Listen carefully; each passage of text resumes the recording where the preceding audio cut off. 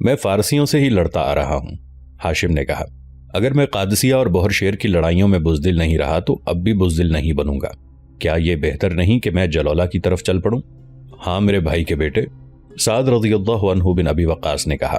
اللہ حافظ، تو ہر جگہ اللہ کو اپنے ساتھ پائے گا۔ ہاشم بن عتبہ کا لشکر فجر کی نماز پڑھ کر چلا اور سورج غروب ہونے سے پہلے جلولہ پہنچ گیا۔ ہاشم اور اس کے سالاروں کو بتا دیا گیا تھا کہ جلولہ کے دفاعی انتظامات کیا ہیں، لیکن انہوں نے وہاں جا کر یہ انتظامات دیکھے تو پریشان ہو گئے۔ وہاں تو محاصرے میں بیٹھنے والی بات تھی، دیوار تک پہنچنا ہی ناممکن تھا۔ اتنی چوڑی خندق، اور جہاں 3-4 جگہوں پر خندق نہیں راستے تھے، وہاں لوہے کے نوکیلے تاروں کے گچھے تھے۔ شہر کی دیوار پر شہری اور فوجی کھڑے قہقہے لگا رہے تھے اور آوازیں کس رہے تھے۔ دور دروازے کھلے اور بہت سے لوگ خندق کے 2 راستوں تک دوڑے آئے۔ انہوں نے بہت تیزی سے ان راستوں سے تار ہٹا دیے۔ فوراً ہی شہر کے کھلے ہوئے دروازوں سے گھڑ سواروں کا سیلاب نکلا اور ان دونوں راستوں سے باہر آ کر مسلمانوں پر ٹوٹ پڑا۔ مسلمان ابھی ایسے ناگہانی حملے کے لیے تیار نہیں تھے، پھر بھی انہوں نے ان سواروں کا مقابلہ کیا۔ ان کے واپسی کے راستے روک لو، یہ قیقہ بن عمر کی گرجدار آواز تھی جو بار بار گرجتی تھی۔ مجاہدین نے بھی ان کے راستے روک لو کے نعرے لگانے شروع کر دیے۔ ان کا خاطر خواہ اثر ہوا۔ فارسی سواروں نے ضرب لگاؤ اور بھاگو کے اصول پر حملہ کرنا، زیادہ سے زیادہ نقصان پہنچانا اور واپس چلے جانا تھا۔ ان کے کانوں میں جب یہ للکار پڑی کہ ان کے واپسی کے راستے بند کر دو تو ان کا دھیان آگے کی بجائے پیچھے کو ہو گیا۔ وہ زندہ سلامت واپس جانے کی کوشش کرنے لگے۔ مسلمان راستے تو بند نہ کر سکے، لیکن تیر انداز مجاہدین نے انہیں بہت نقصان پہنچایا۔ راستے تنگ تھے اور ہر سوار دوسروں سے پہلے واپس چلے جانے کی کوشش میں تھا، اس لیے سوار ان تنگ راستوں میں پھنس گئے۔ مجاہدین نے تلواروں اور برچھیوں سے بھی انہیں بہت نقصان پہنچایا۔ مجاہدین کا نقصان معمولی تھا، راستے پھر نوکیلی تاروں سے بند کر دیے گئے۔ مجاہدین نے مرے ہوئے فارسیوں کو خندق میں پھینکنا شروع کر دیا، زخمی گھوڑوں کو بھی خندق میں دھکیل دیا۔ تصور میں لائیں کہ مجاہدین کی تعداد صرف 12,000 تھی اور جلولہ ایک بڑا شہر تھا۔ اس کے محاصرے میں 12,000 مجاہدین بالکل ناکافی تھے۔ اندر سے حملہ آنے کی صورت میں مجاہدین کو اکٹھا ہونا پڑتا تھا، جس سے محاصرہ ٹوٹ جاتا تھا۔ شہر کے ایک طرف محاصرہ ہو ہی نہیں سکتا تھا، کیونکہ اس طرف پہاڑی تھی اور اس میں سے ایک راستہ شہر میں آتا تھا۔ یہ راستہ حلوان اور جلولہ کو ملاتا تھا۔ اس سے فارسیوں کو یہ سہولت حاصل تھی کہ کمک اور رسد آسانی سے بھیج سکتے تھے۔ پہلے حملے میں جلولہ کے جتنے فوجی مارے گئے، حلوان سے اس سے زیادہ فوجی جلولہ بھیج دیے گئے۔ یہی معمول بن گیا۔ 2 دن گزرتے تھے تو جلولہ سے سوار نکلتے اور اسی طرح حملہ کرتے جس طرح انہوں نے پہلا حملہ کیا تھا۔ ہر حملے میں بہت سے فارسی گھڑ سوار اور پیادے ہلاک ہو کر یا زخمی ہو کر پیچھے رہ جاتے اور باقی واپس چلے جاتے۔ سعد رضی اللہ عنہ بن ابی وقاص نے زخمیوں کو مدائن لے جانے اور ان کی جگہ تازہ دم مجاہدین کو جلولہ بھیجنے کا انتظام کر رکھا تھا۔ مدائن سے انہیں گھوڑا گاڑیاں اور بیل گاڑیاں مل گئی تھیں۔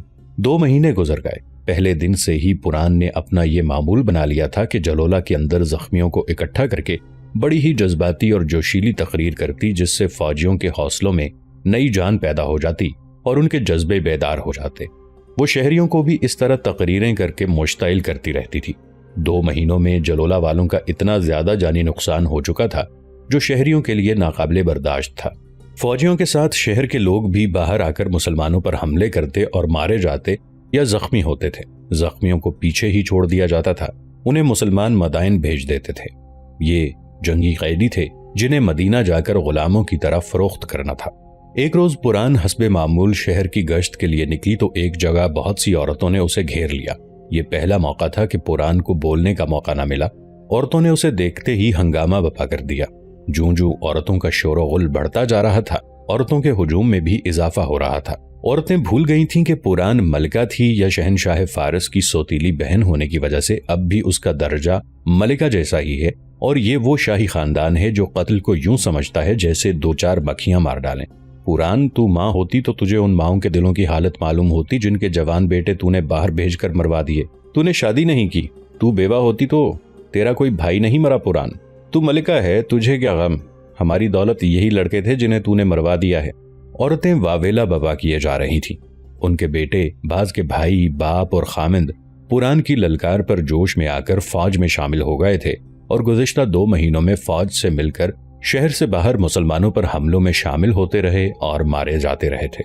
کیا تم اپنے ملک کے لیے کوئی قربانی نہیں دینا چاہتی؟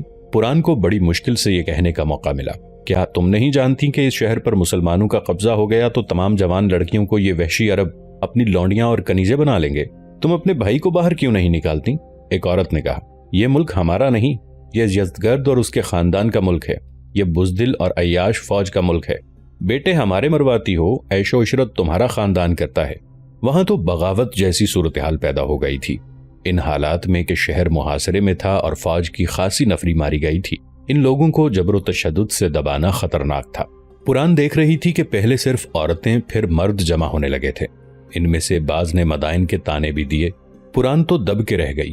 اس نے عورتوں کو تسلی دلاسا دیا، اپنے مخصوص اور پر اثر انداز میں بول کر اس نے مردوں کو بھی ٹھنڈا کر دیا، مگر خود اتنی مضطرب اور پریشان ہو گئی کہ گھوڑے پر سوار ہو کر وہاں سے چلی تو اس کا سر اوپر نہیں اٹھ رہا تھا۔ اس نے ایک جگہ جرنیلوں کو بلایا اور انہیں کہا کہ وہ سب حلوان پہنچے۔ وہ خود بھی حلوان پہنچ گئی۔ مہران، فروزان اور خرزاد اس کے پیچھے پیچھے حلوان پہنچے۔ پران انہیں یزدگرد کے پاس لے گئی۔ معلوم ہوتا ہے جلولہ کی شکست بھی ہماری قسمت میں لکھ دی گئی ہے، پران نے کہا۔ آج جلولہ کی عورتوں نے مجھے جو تانے دیے ہیں وہ تم سنتے تو دجلہ میں ڈوب مرنے کے لیے چل پڑتے، لیکن تم دجلہ میں ڈوب مرنے کے حق سے بھی محروم کر دیے گئے ہو۔ دجلہ اب تمہارا نہیں رہا۔ کیا تم تینوں جرنیل بتا سکتے ہو کہ ہماری فوج میں کس چیز کی کمی ہے؟ یزدگرد نے اپنے جرنیلوں سے پوچھا۔ حوصلے کی، مہران نے جواب دیا۔ عربوں کی تعداد 10 سے 12 ہزار تک ہے، لیکن ان کا حوصلہ مضبوط ہے۔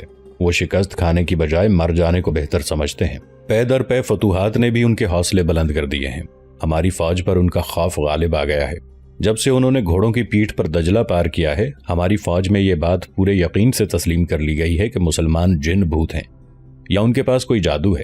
ہم نے انہیں بہت سمجھایا ہے کہ مسلمانوں میں کوئی مافوق الفطرت طاقت نہیں، لیکن ہمارے سپاہی جب ان کے سامنے جاتے ہیں تو بھاگنے کا راستہ سب سے پہلے دیکھتے ہیں۔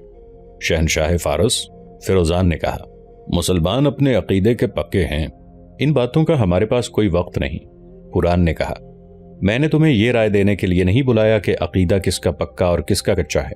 میں تم سب کو یہ بتا رہی ہوں کہ ہم نے جلولہ کا محاصرہ توڑ کر عربوں کو پسپا نہ کیا تو جلولہ کے شہری ہمارے قابو سے نکل جائیں گے۔ وہ باغی ہو جائیں گے تو اپنی فوج کے لیے مصیبت بن جائیں گے۔ وہ دروازے کھول کر باہر نکل جائیں گے اور خندق کے راستوں سے تار ہٹا دیں گے۔ تم بھی غور کرو یزدی، ہمیں کچھ کرنا چاہیے اور بہت جلدی کرنا چاہیے۔ یہ میں بہت پہلے ہی سوچ چکا ہوں، مہران نے کہا۔ ہمیں اپنی پوری فوج سے عربوں پر حملہ کرنا چاہیے۔ محاصرے کو 75 دن گزر گئے ہیں، ہم بہت جانی نقصان اٹھا چکے ہیں۔ مجھے پوری امید ہے کہ میں ایک بھی عربی کو زندہ واپس نہیں جانے دوں گا۔ میں پوری فوج سے حملہ نہیں کروں گا، حملہ آدھی فوج سے ہوگا۔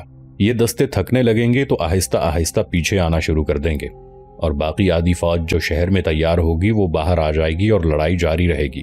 عرب اتنی کم تعداد میں ہیں کہ لڑائی جاری نہیں رکھ سکیں گے۔ یہ حملہ کب ہو سکے گا؟ یزدگرد نے پوچھا۔ 3-4 دنوں بعد، مہران نے جواب دیا۔ میں اور فیروزان فوج کے ساتھ باہر جائیں گے، ہم ساتھ ہوں گے تو فوج جم کر لڑے گی۔ جاؤ، یزدگرد نے کہا، ابھی تیاری شروع کر دو۔ اور 3 دنوں میں تیاریاں مکمل ہو گئیں۔ جلولہ میں دوسری جگہوں سے نقل مکانی کر کے پہنچنے والے شہریوں اور بھگوڑے فوجیوں کا ایک ہجوم اکٹھا ہو گیا تھا۔ یزدگرد، نورین اور پران نے ان 3 دنوں میں یہ معمول بنائے رکھا تھا کہ ان میں سے کوئی فوج کو اور کوئی شہریوں کو اکٹھا کر کے بڑے ہی جذباتی اور جوشیلے انداز اور الفاظ میں گرماتا اور اس طرح لڑائی کے لیے تیار کیا جاتا تھا۔ اب بھاگ کر کہاں جاؤ گے؟ یہ الفاظ ان تینوں کی زبانوں پر چڑھے ہوئے تھے۔ تمہیں فارس کی دوسری سرحد کے قریب پہنچا دیا گیا ہے، آگے رومیوں کا علاقہ ہے۔ تم عربوں کے نرغے میں آ گئے ہو، اب عورتوں اور بچوں کو بھی لڑنا پڑے گا۔ اگر تم اس کے لیے تیار نہیں تو پھر عربوں کے غلام اور لونڈیاں بننے کے لیے تیار ہو جاؤ۔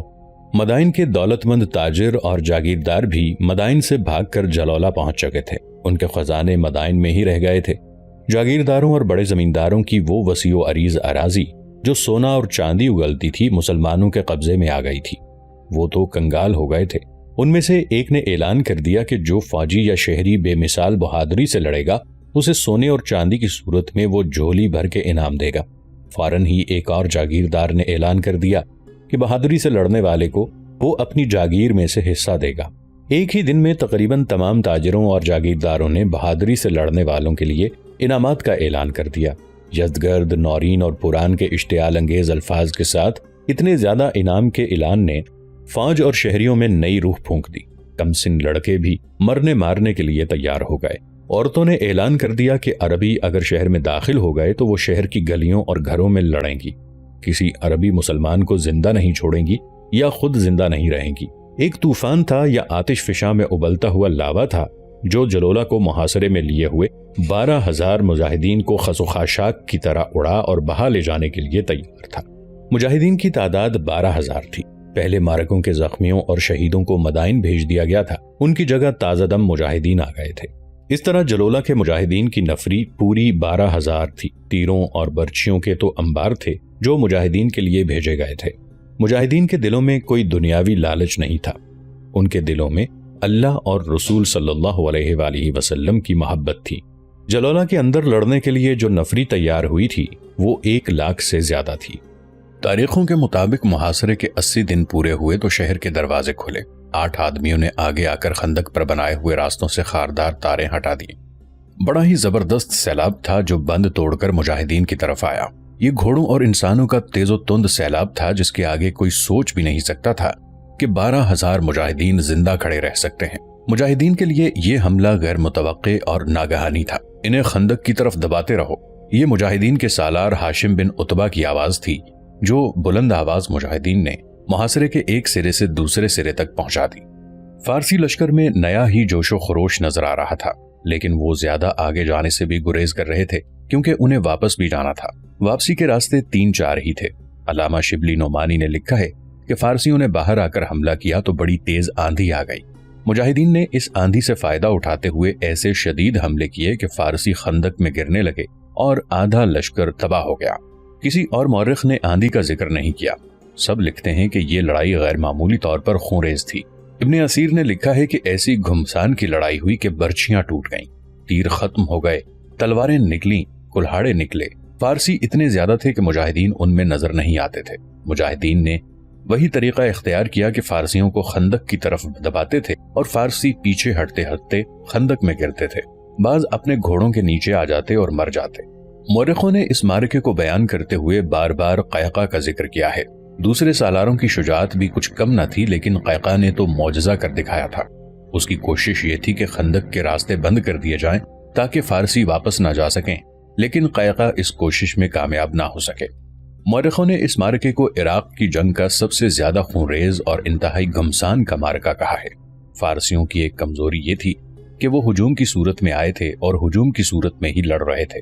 مجاہدین انہیں بکھرنے نہیں دے رہے تھے۔ اس سے فارسیوں کے لیے یہ دشواری پیدا ہو گئی تھی کہ وہ ایک دوسرے میں پھنس گئے تھے، انہیں گھوم پھر کر لڑنے کا موقع نہیں ملتا تھا۔ دوسری کمزوری یہ کہ انہیں واپس بھی جانا تھا اور واپسی کے راستے تھوڑے بھی تھے اور تنگ بھی۔ ان کی سب سے بڑی کمزوری یہ تھی کہ بہادری سے لڑنے اور مرنے کا حلف اٹھانے کے باوجود ان پر مسلمانوں کی دہشت طاری تھی۔ یزدگرد، نورین اور پران کی جوشیلی تقریریں بھی انہیں اس دہشت سے نجات نہیں دلا سکی تھی۔ پھر فارسیوں کی ایک کمزوری اور بھی تھی، وہ یہ کہ مسلمان پہلے سے کہیں زیادہ جوش و خروش سے ان کا مقابلہ کر رہے تھے اور مسلمان نعرے لگاتے تھے کہ امیر المؤمنین کا حکم ہے کہ 12,000 مجاہدین دشمن کو شکست دیں۔ ظہر کے وقت فارسی واپس جانے لگے۔ مجاہدین نے بہت کوشش کی کہ واپسی پر انہیں مزید نقصان پہنچائیں۔ اس کوشش میں وہ خاصی حد تک کامیاب بھی ہوئے۔ جب آخری فارسی بھی خندق کی دوسری طرف چلا گیا تو کسی مجاہد نے اذان دی۔ سالار ہاشم بن عتبہ نے اعلان کرایا کہ نماز خوف ادا کی جائے گی۔ بعض مورخوں نے لکھا ہے کہ مجاہدین نے ظہر کی نماز اشاروں میں ادا کی۔ دراصل یہ نماز خوف تھی جس کی ادائیگی کا ایک خاص طریقہ ہے۔ دشمن کی طرف سے اتنی مہلت مل گئی تھی کہ مجاہدین نے ٹولیوں میں تقسیم ہو کر نماز خوف ادا کر لی۔ اللہ کے مجاہدوں، قیقاع بن عمرو نے اپنے دستوں سے کہا، کیا تم ڈر تو نہیں گئے؟ ڈرے ہوئے نہیں، ہم تھکے ہوئے ہیں۔ ایک مجاہد نے کہا، اگر ایسا اور حملہ ہوا تو وہ تازہ دم فوج سے ہوگا۔ ہاں، قیقاع نے کہا، ایسا حملہ ہوا تو اب ہم ذرا پیچھے ہٹ کر ان پر حملہ کریں گے اور انہیں اس وقت تک نہیں چھوڑیں گے جب تک اللہ ان کے اور ہمارے درمیان کوئی فیصلہ نہیں کر دیتا۔ قیقاع کے یہ الفاظ تاریخ کے اوراق پر محفوظ ہیں۔ اس نے کہا، اب وہ آئے تو انہیں روکنے کی بجائے ان کے اندر گھس کر پیچھے چلے جانا۔ قیقاع کی یہ بات ابھی پوری نہیں ہوئی تھی کہ شہر کے دروازے پھر ایک بار کھلے اور فارسیوں کے حملے کی دوسری طوفانی لہر آئی، جو پہلے حملے جیسی ہی طوفانی اور تند و تیز تھی۔ یہ فارس کی فوج کے تازہ دم دستے تھے۔ ایک بار پھر گھمسان کرن پڑا۔ مجاہدوں، بڑی ہی بلند آوازیں سنائی دینے لگیں، مسلمانوں، تمہارے سردار خندق کے حصار کے اندر چلے گئے ہیں، آگے بڑھو، راستہ صاف ہے۔ یہ قیقہ کی بہادری کا غیر معمولی کمال تھا کہ چند ایک مجاہدین کو ساتھ لے کر دشمن کے پیچھے چلا گیا اور خندق کے 2 راستوں پر قبضہ کر لیا۔ یہاں کچھ مورخوں کی تحریروں سے پتہ چلتا ہے کہ آندھی کا ذکر نہیں آیا۔ یوں لکھا ہے کہ گرد و غبار سے فضا تاریک ہو گئی، کچھ نظر نہیں آتا تھا۔ اس تاریکی سے فائدہ اٹھا کر قیقہ نے خندق کے 2 راستے بند کر دیے۔ جب قیقہ نے اعلان کروا دیا کہ وہ خندق کے اندر چلے گئے ہیں اور راستہ صاف ہے تو فارسی پریشان ہو گئے۔ وہ پیچھے کو بھاگنے لگے لیکن راستے بند پائے۔ دوسرے 1-2 راستے دوسرے سالاروں نے بند کر لیے۔ فارسی سوار افراتفری اور نفسا نفسی کے عالم میں گھوڑوں سمیت خندق میں گر گئے۔ مورخوں نے لکھا ہے کہ فارس کے گھڑ سواروں پر خوفزدگی کی جو کیفیت طاری ہوئی، اس کے زیر اثر وہ خندق کے باہر کی طرف خندق کے ساتھ ساتھ گھوڑے دوڑاتے پھرتے تھے۔ آندھی کی تاریکی مجاہدین کے لیے بھی یکساں تھی، لیکن انہوں نے آنکھیں کھلی اور حوصلہ قائم رکھا۔ ان حالات میں جو کچھ ہو رہا تھا وہ مسلمانوں کے ہاتھوں فارسیوں کا قتل عام تھا۔ بعض فارسی سواروں نے گھبراہٹ میں خندق کو پھلانگنے کے لیے گھوڑوں کو ایڑیں لگائیں، لیکن خندق اتنی چوڑی تھی کہ گھوڑے خندق میں گرے۔ خندق کے اندر یہ حال تھا کہ سینکڑوں گھوڑے اس کے اندر سواروں کے بغیر بدکے ہوئے دوڑتے پھر رہے تھے اور زخمی سوار اور پیادے گھوڑوں تلے کچلے جا رہے تھے۔ تقریباً تمام مورخوں نے لکھا ہے کہ کم و بیش 1 لاکھ فارسی مارے گئے۔ اس سے پتہ چلتا ہے کہ فارسیوں کی تعداد 1 لاکھ سے زیادہ تھی۔ اس سے یہ بھی پتہ چلتا ہے کہ فارسی فوج کے جن پہلے دستوں نے باہر آ کر حملہ کیا تھا وہ دوسرے مرحلے میں بھی شامل تھے۔ فارس کے بچے کچے فوجی شہر میں نہ جا سکے، وہ باہر سے ہی حلوان کی طرف بھاگ گئے۔ جلولہ کا ایک جرنیل مہران قیقہ کو نظر آ گیا۔ وہ اپنے محافظ دستے کے چند ایک سواروں کے ساتھ بھاگ رہا تھا۔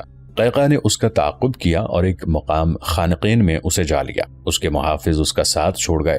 قیقہ نے اپنے ہاتھ سے مہران کو قتل کیا۔ مہران نے مقابلہ تو کیا تھا، لیکن اس کے مقابل قیقہ تھا جو قتل ہونا نہیں قتل کرنا زیادہ بہتر جانتا تھا۔ دوسرا فارسی جرنیل فیروزان تھا، وہ جلولہ سے فرار ہو کر حلوان پہنچ گیا تھا۔ تیسرے جرنیل خرزاد کے انجام کے متعلق تاریخ خاموش ہے۔ مجاہدین جلولہ میں داخل ہو گئے۔ اس وقت قیقہ اور اس کے مجاہدین حلوان پہنچ چکے تھے۔ اس گھڑ سوار کی رفتار بڑی ہی تیز تھی، اتنی تیز کہ یوں لگتا تھا جیسے گھوڑا بدک کر بے لگام ہو گیا ہو اور سوار کے قابو میں نہ آ رہا ہو۔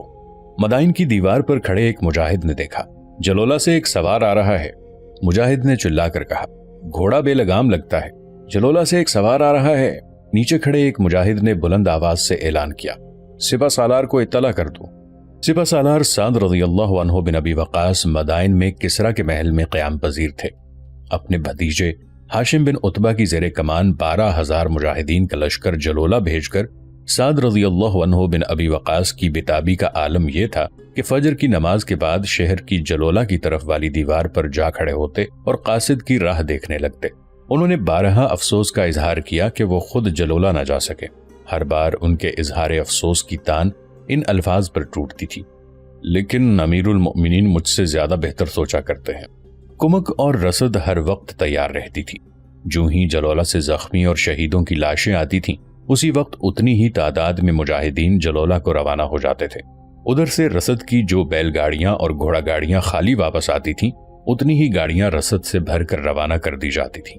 سعد رضی اللہ عنہ بن ابی وقاص نے 80 دن اور راتیں قاصدوں کے انتظار میں اور قاصدوں سے جلولہ کے محاصرے کی خبریں سنتے، انہیں ہدایات اور احکام دے کر رخصت کرتے، زخمیوں کی عیادت کرتے اور ذہن میں کشمکش اور اعصاب پر زبردست دباؤ لیے گزارے تھے۔ وہ 81واں دن تھا جب ان کے کانوں میں آواز پڑی کہ جلولہ سے ایک سوار آ رہا ہے۔ سعد رضی اللہ عنہ کا گھوڑا ہر وقت تیار رہتا تھا۔ یہ اعلان سنتے ہی سعد رضی اللہ عنہ دوڑتے باہر نکلے۔ رکاب میں پاؤں رکھ کر سوار ہونے کی بجائے اچھل کر گھوڑے کی پیٹھ پر جا بیٹھے اور باغ کو جھٹکا دے کر گھوڑے کو ایڑ لگا دی۔ جلولہ کی طرف والے دروازے سے نکلے۔ گھڑ سوار ابھی کچھ دور ہی تھا۔ سعد رضی اللہ عنہ نے اس کی طرف گھوڑا سر پر دوڑا دیا۔ دور سے بولو۔ سعد رضی اللہ عنہ نے بڑی ہی بلند آواز سے کہا، کوئی خبر لائے ہو؟ فتح مبارک ہو سپہ سالار۔ گھڑ سوار نے جواب دیا، ہم جلولہ میں داخل ہو گئے ہیں۔ سوار سعد رضی اللہ عنہ بن ابی وقاص کے قریب آ گیا۔ سعد رضی اللہ عنہ نے اپنا گھوڑا موڑا اور دونوں گھوڑے پہلو بہ پہلو مدائن کی طرف دوڑنے لگے۔ رکنا نہیں، سعد رضی اللہ عنہ نے سوار سے کہا، وہ دیکھو مدائن کی دیوار پر کتنا ہجوم تمہارے انتظار میں کھڑا ہے۔ خدا کی قسم، شہر کے قریب جا کر سعد رضی اللہ عنہ بن ابی وقاص نے دیوار پر کھڑے ہجوم سے کہا، میرے بھتیجے نے اپنا عہد پورا کر دیا ہے۔ جلولہ کی فتح کی خبر نے مدائن میں خوشیوں کا ہنگامہ ببا کر دیا۔ مجاہدین کی بیویاں اور بچے مدائن میں آ گئے تھے، عورتیں بھی باہر نکل آئیں اور مسرت و شادمانی اور فتح و نصرت کے جنگی ترانے گانے لگیں۔